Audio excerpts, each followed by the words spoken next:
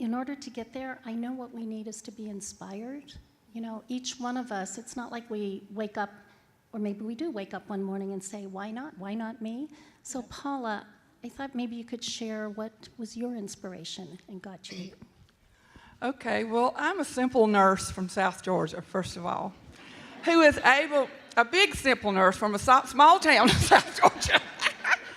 But I have literally lived and breathed telemedicine since the day I saw it.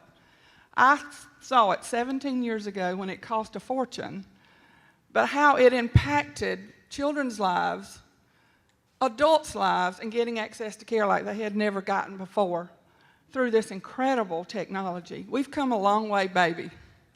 And I tell you, I have been so inspired by women. I remember in 2000, Mary Devaney, Thelma McCloskey, are y'all back there? I mean, there's just Dina Puskin, Karen, all of these people. I wanted to be them, you know, because they were inspiring us to go out there and that we can do this, even though all the barriers that we face. As you can imagine, if you're in telemedicine, you face some barriers.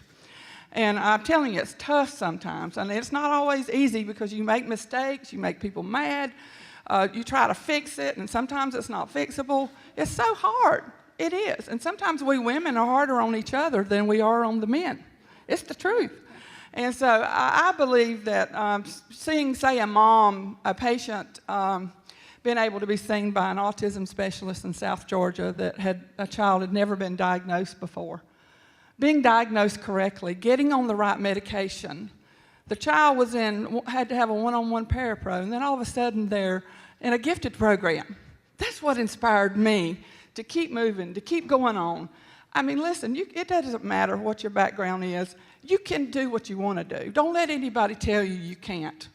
Because I'm a living example of facing barrier after barrier after barrier, and somehow was able to continue on because I believed. I totally believed in what I was doing.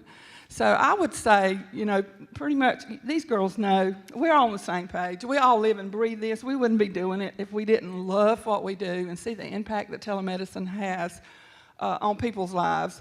But don't let anybody tell you can't do it. If somebody says, oh, you can't, I've been told that by so many men. Oh, you can't do that.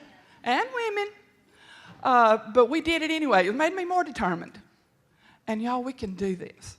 If you love what you do, you can change the world. And I am totally honored to be here with you. These girls, I mean, oh my gosh. But anyway, my team, you're as good as your team. I will tell you that. They all make me look so good. And if you can get good people surrounding you, building relationships, I'm telling you, it's critical to be able to get people to believe in what you do. I think one of the questions was, who was my mentor? Well, I've had many of them, as you said, but the number one, I think, to me in this business was a physician named Dr. Jean Sumner. She is now the dean of Mercer Medical School, a small-town physician in Wrightsville, Georgia, where Herschel Walker was from, if anybody wants to know. But she was on the medical board of directors for telemedicine, for the composite board, and thought telemedicine was stupid. She'll tell you that.